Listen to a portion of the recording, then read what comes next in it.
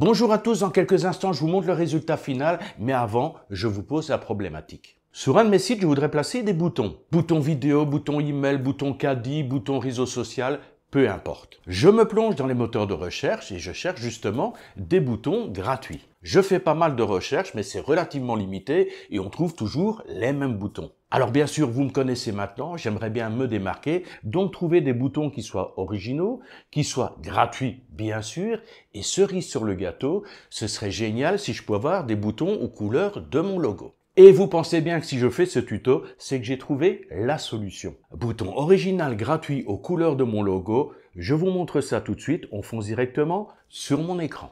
Alors comme promis, voici le résultat final. Comme vous voyez, 8 boutons originaux aux couleurs du logo. Voilà le logo qui apparaît, on a bien le bleu et l'orange. Alors j'ai fait plusieurs essais, on a un bouton ici lecture vidéo, LinkedIn, Instagram, email, caddie, puis j'ai de nouveau fait un autre essai ici différemment, on peut essayer plein de designs pour un email, de nouveau lecteur vidéo, lecteur vidéo, lecteur vidéo, lecteur vidéo. Vous voyez, il y a plein d'options, plein de possibilités, on peut créer autant qu'on le désire. Alors pour arriver à ce résultat, je suis passé par deux outils totalement gratuits et que j'ai déjà présentés sur cette chaîne YouTube. Pour ceux qui voudraient des tutoriels complémentaires, je vous mettrai les liens en bas dans la description. Mais avant d'attaquer sur ces deux outils, nous devons créer un prompt. Pour ce faire, nous allons aller dans Google Traduction. Alors je vous montre directement un des prompts qui m'a servi à créer un des boutons. Il y a deux éléments qui vont vous surprendre, ne vous en faites pas, je vais vous les expliquer dans un instant. Le prompt en question, vous le découvrez, logo rond. Le logo donne un effet 3D. Le logo représente le symbole d'une lecture vidéo. Il existe deux couleurs, le bleu dont le code couleur est 379.8F4 et l'orange dont le code couleur est FFA 431. L'arrière-plan en dehors du logo est blanc. Et bien sûr, vous me dites Olivier, mais c'est quoi ces codes couleurs? Je vous ai bien précisé que je voulais créer un bouton aux couleurs de mon logo. Mon logo, c'est un bleu spécifique et un orange spécifique. Ce bleu spécifique correspond à un code couleur et cet orange spécifique correspond à un autre code couleur. Comment découvrir ces codes couleurs? Pour ce faire, nous allons aller dans Photopea. Photopea, c'est le sosie de Photoshop, mais en version totalement gratuite. Comme dit précédemment, je vous mets le lien en bas dans la description pour tous les tutoriels qui concernent Photopea. Pour le tutoriel d'aujourd'hui, nous allons commencer par cliquer sur Ouvrir depuis l'ordinateur. Je vais aller chercher mon logo, je clique sur Ouvrir, et voilà mon beau logo qui s'affiche ici. J'ai donc besoin de trouver le code couleur de mon bleu ici et de mon orange ici. Pour ce faire, regardez, ici en haut, sur la gauche, on a un outil pipette.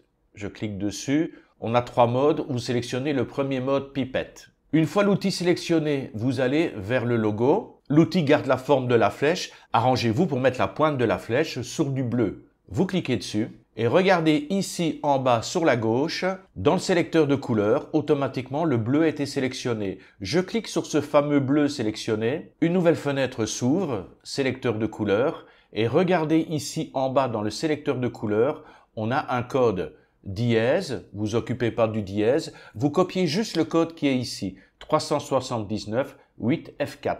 Je retourne dans Google Traduction.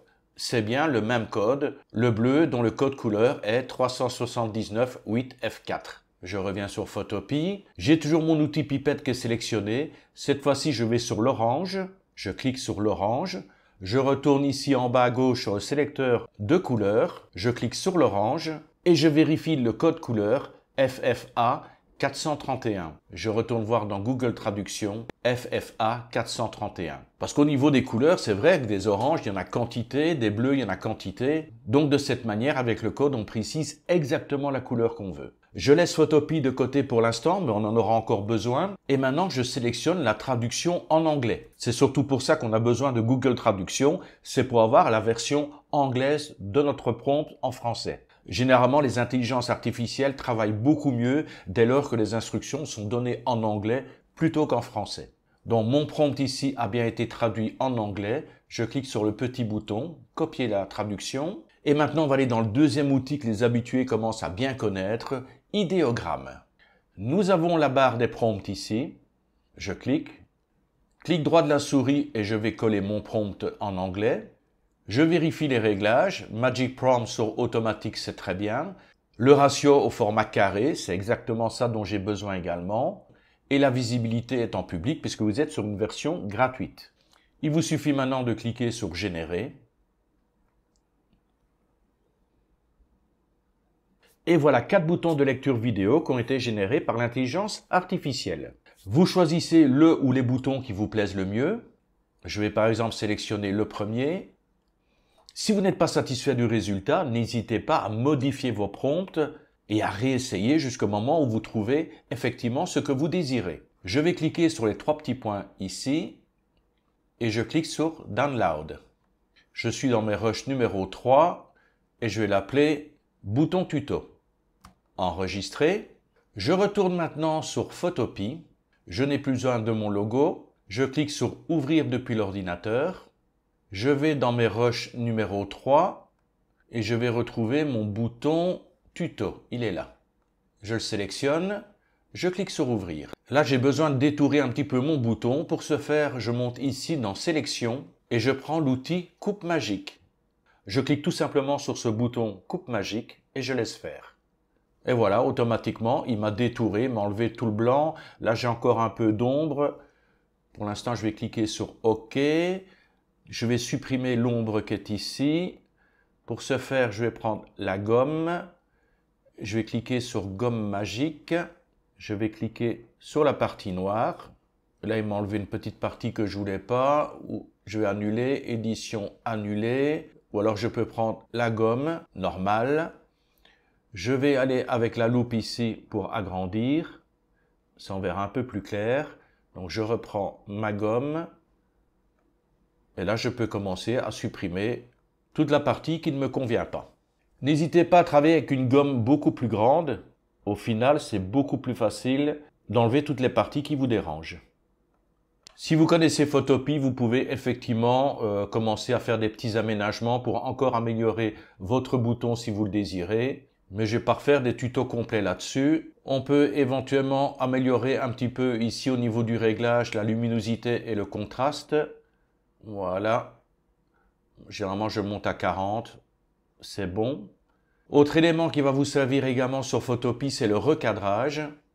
Donc, on va prendre ici l'outil de recadrage sur la gauche. Vous cliquez dessus. Outil recadrage. Dans les paramètres ici, vous sélectionnez un ratio 1 par 1 pour avoir un format carré. Et ensuite, vous réduisez pour éliminer toutes les parties qui ne vous intéressent pas. Le transparent qui se trouve autour du bouton, toute cette partie-là ne nous intéresse pas. Supprimez les pixels recadrés. OK, génial.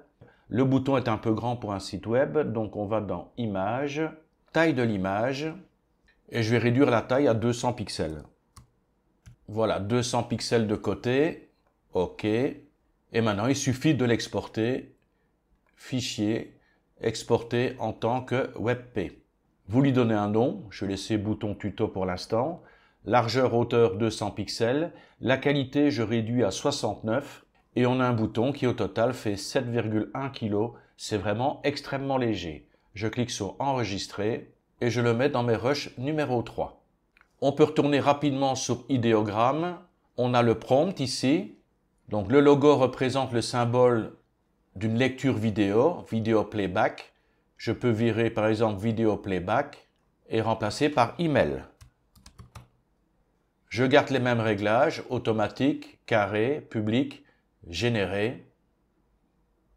Et là, je me retrouve avec 4 propositions pour un bouton d'email. Vous avez compris un peu le principe maintenant. Google Traduction pour traduire votre prompt du français à l'anglais. Photopea pour trouver les codes couleurs. Également pour faire les recadrages nécessaires, les petites retouches nécessaires sur votre bouton. Et bien sûr, idéogramme pour la créativité. N'oubliez pas bien sûr le petit like si vous avez apprécié cette astuce, c'est ça qui fait vivre la chaîne. Nous sommes lundi, je vous souhaite donc le meilleur qui soit pour cette semaine et on se retrouve très bientôt pour un nouveau tuto. D'ici là, je vous dis bye bye.